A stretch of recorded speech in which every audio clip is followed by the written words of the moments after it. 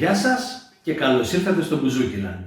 Στο σημερινό βίντεο θα σας δείξω τι ακριβώς πρέπει να παίξετε ώστε να μπορείτε να συνοδεύσετε ένα κομμάτι που είναι γραμμένο σε ρυθμό απτάλικο.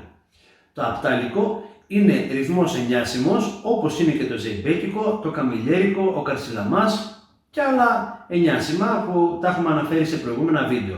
Άρα αφού είναι εννιάσιμο σημαίνει ότι το μετράμε σε 9/8. Είναι πολύ όμοιος ρυθμός με το ζεϊμπέκικο, θα μπορούσαμε να πούμε πως είναι και εξαδελφάκια. Στην ουσία λοιπόν μπορούμε να πούμε ότι το απτάλικο είναι ένα ανεστραμμένο ζεϊμπέκικο. Αφού στο ζεϊμπέκικο έχουμε 3/8 στο τέλος, ενώ στο απτάλικο τα 3 αυτά όγδα που έχουμε στο τέλος στο ζεϊμπέκικο τα έχουμε στην αρχή. Απτάλικο μπορούμε να το συναντήσουμε σε αρκετές ταχύτητες, σε αργό ή σε γρήγορο.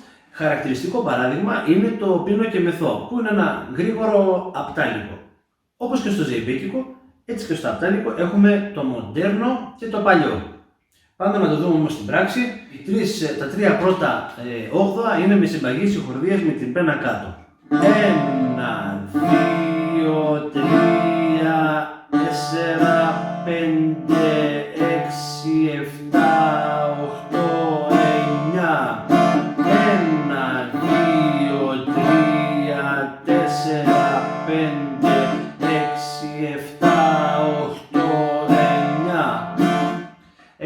2 μέτρα μαζεμένα.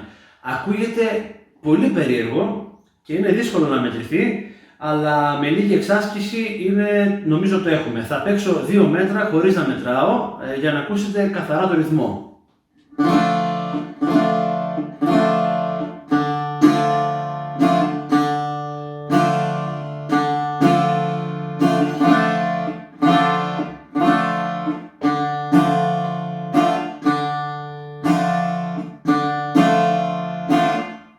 Αυτά ήταν 2 μέτρα από μοντέρνο απτάλικο.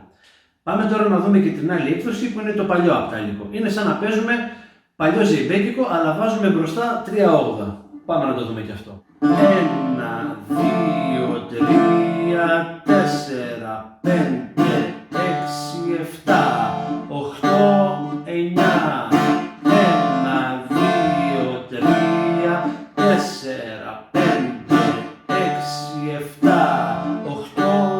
9. Αυτό είναι το παλιό απτάλικο. Πάμε να το δούμε τώρα χωρίς να μετράω για να ακούσετε καθαρά το ρυθμό.